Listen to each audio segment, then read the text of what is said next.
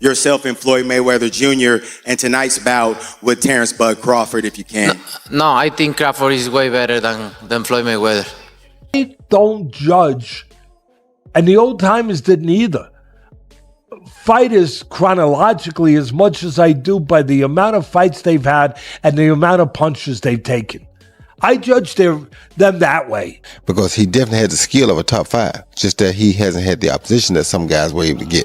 And that's not his fault. He just made one of the best fighters in his weight class look like nobody. After Terence Crawford surprised the boxing world by defeating Canelo Alvarez through a majority decision and becoming the undisputed super middleweight champion, many boxing experts began questioning whether he could defeat Floyd Mayweather in his prime.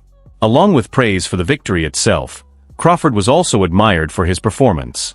He controlled the fight from range, switched stances smoothly, stayed calm under pressure, and combined smart tactics with powerful, effective attacks. Crawford outboxed Canelo, made Canelo miss, stood right in front of him when he was supposed to, he moved when he was supposed to, made it look easy.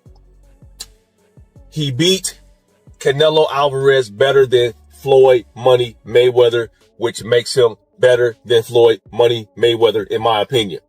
Some experts, including Bob Arum, have said that Crawford's skill in using both hands and his overall versatility make him the only fighter capable of matching or even defeating Mayweather when he was at his peak. Canelo wipes the floor with him. I love Crawford. I told you when Crawford and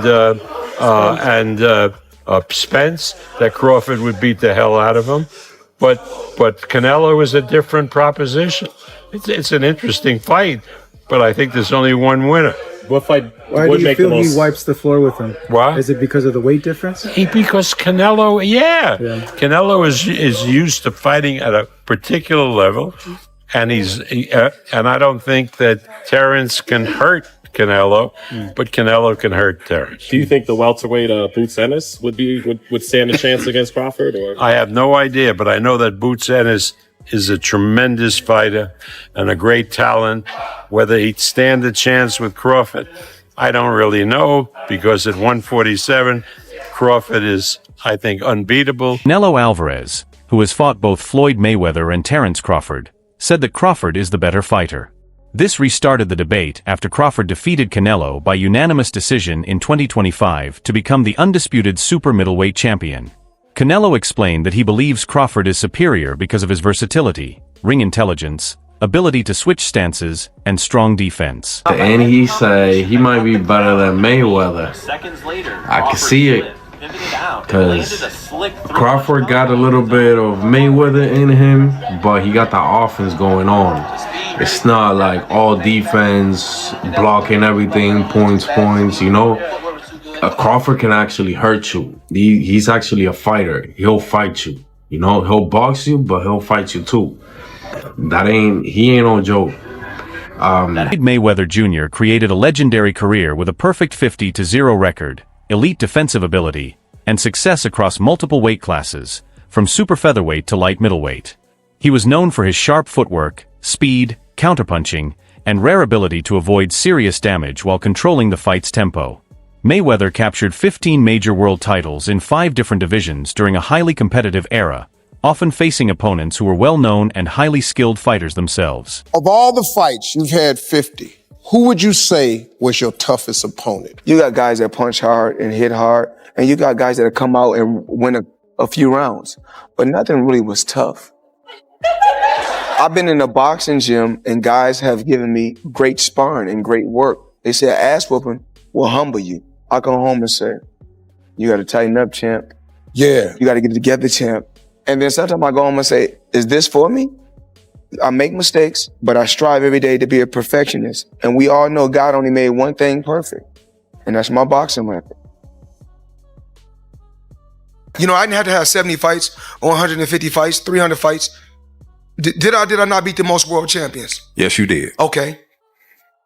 And in the least amount of fights? Yes, you did. Who got the highest gate? Floyd Mayweather. Who made the most money? You did. Who was the most accurate fighter of all time? You were. So it's basically saying that... The greatest of all time. Okay. All right. Similarly, Terence Crawford also has a perfect record. He has won more than 18 major world titles across 5 weight divisions and became the first male boxer to be undisputed in 3 different weight classes. As a switch hitter, Crawford's power increases as he moves up in weight, improving his punch accuracy and finishing ability. He has defeated strong opponents such as Errol Spence Jr. and most recently, Canelo Alvarez. You know, he was a little frustrated in there, but that's part of the game.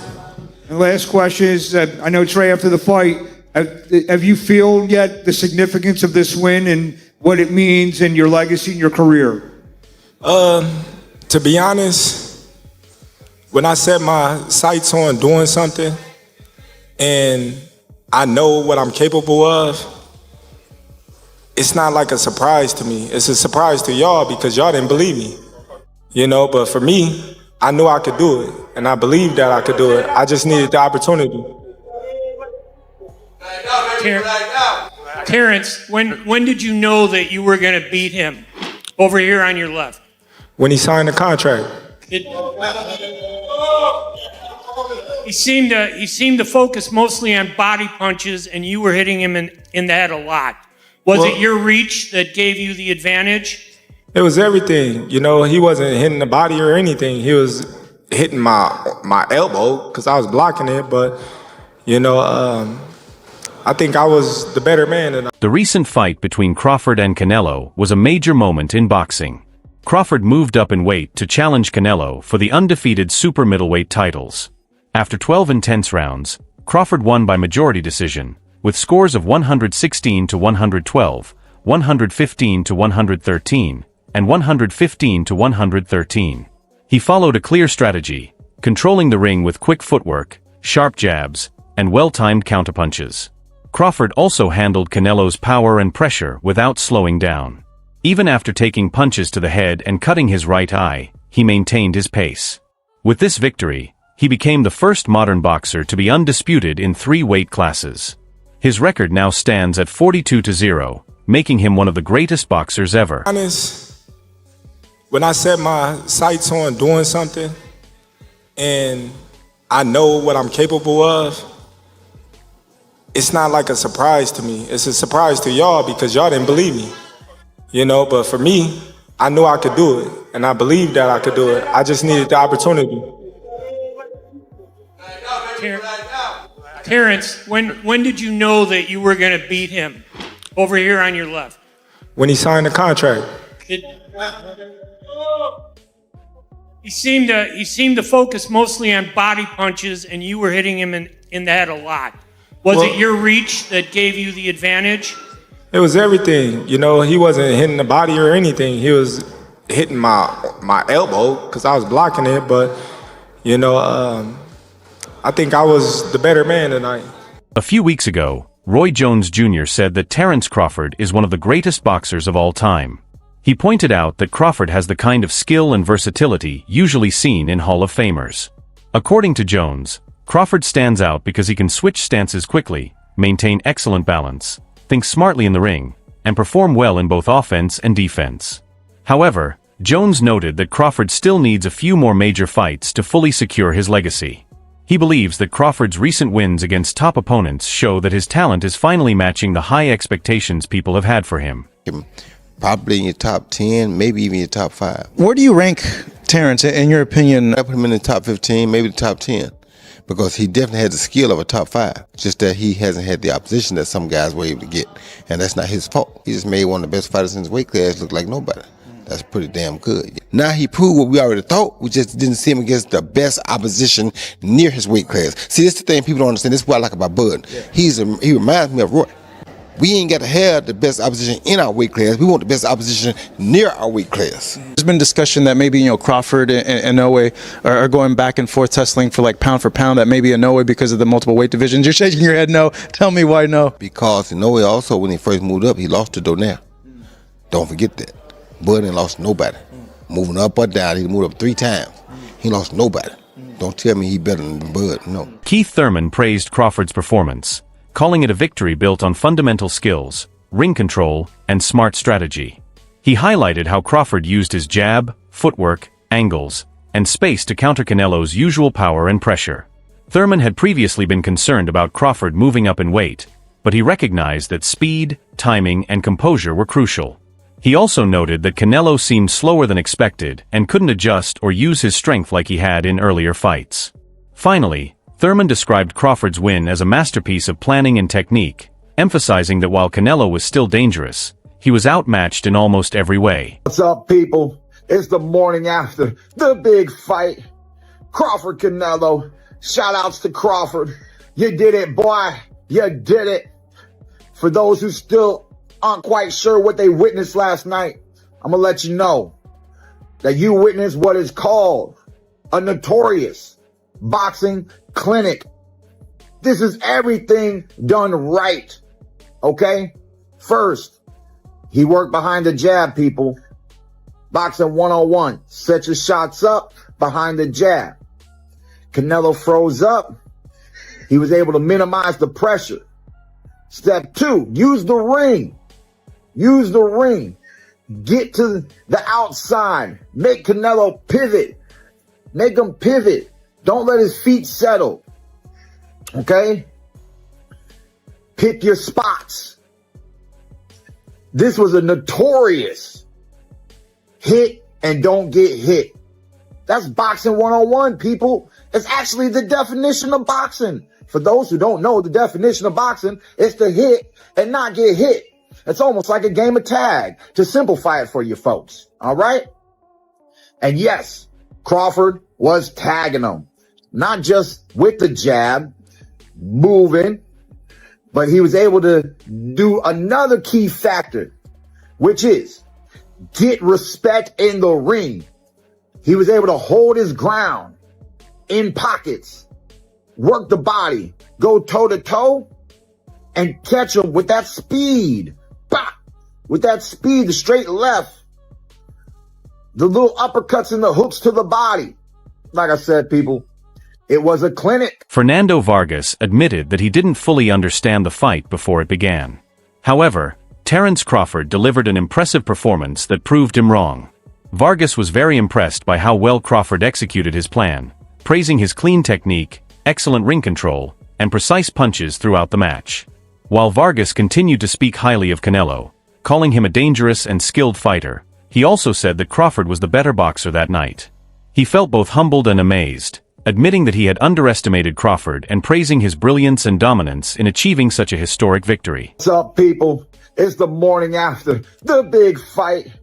Crawford Canelo. Shout outs to Crawford. You did it, boy. You did it. For those who still aren't quite sure what they witnessed last night, I'm going to let you know that you witnessed what is called a notorious boxing clinic.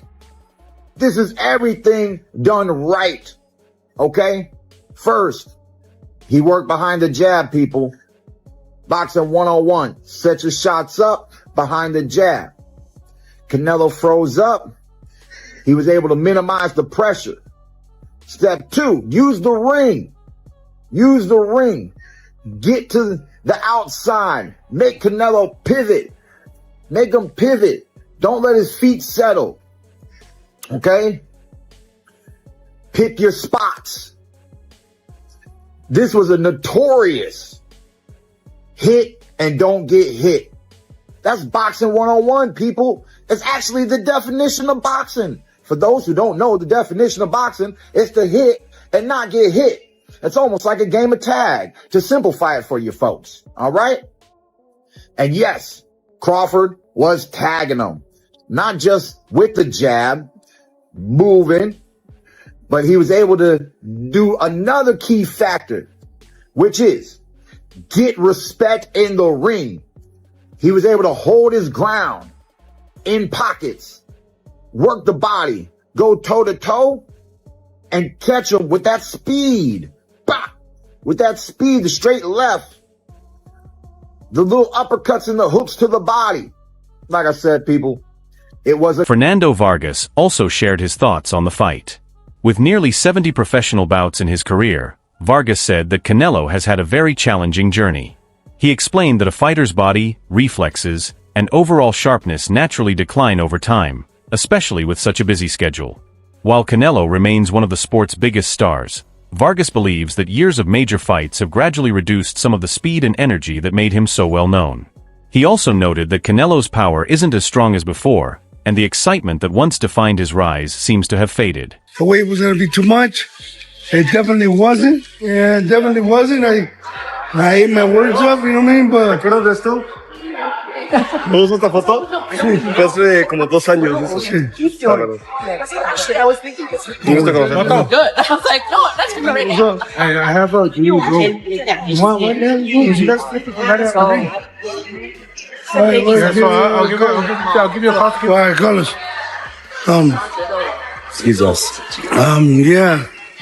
So, what do you think happens next for both Canelo and Crawford? I think that, man. You got it. Bud, I always knew that Bud was a great fighter. He can work both guards, orthodox and southpaw. Amazing talent. Al Bernstein highlighted another of Crawford's skills, unpredictability. He explained that Crawford doesn't follow a fixed or predictable plan in the ring. Instead, he adapts his strategy during the fight, making it hard for opponents like Canelo, who rely on timing and counterpunches, to anticipate his next move. This unpredictability becomes a major challenge. Bernstein also noted that Crawford's ability to switch between orthodox and southpaw stances adds another layer of difficulty, making it hard for Canelo to plan his attacks and leaving him vulnerable to unexpected combinations. Most fans or most people would probably say Crawford, I'm guessing, because that's a big part of how he's won, and everybody feels that and rightfully so, that the way he's figured out, he's constantly changing from lefty to righty. He's a person that alters his attack. Sometimes he's a boxer. Sometimes he's walking people down. Canelo's style is more the same in most fights. He is a counterpuncher who's waiting for you to make your move so he can counterpunch you. Then when he has you in trouble, he's willing to move forward. His attack is a pretty straightforward one. On the face of it, you might say Crawford. But I think the thing about Canelo Alvarez is that he has seen every style that you can see. Teddy Atlas has often praised Terence Crawford and believes his greatness goes beyond just technique. He said that Crawford has excellent mental skills, including timing, instincts, the ability to read opponents, and the flexibility to adapt during a fight. Atlas also highlighted qualities that stats don't always show, like being clever, having a high ring IQ, and a strong heart. He praised Crawford's ability to move up in weight, maintain his skills, and face tough challenges without fear. Atlas consistently describes Crawford as a special fighter with a great mindset who truly deserves to be considered one of the best in boxing.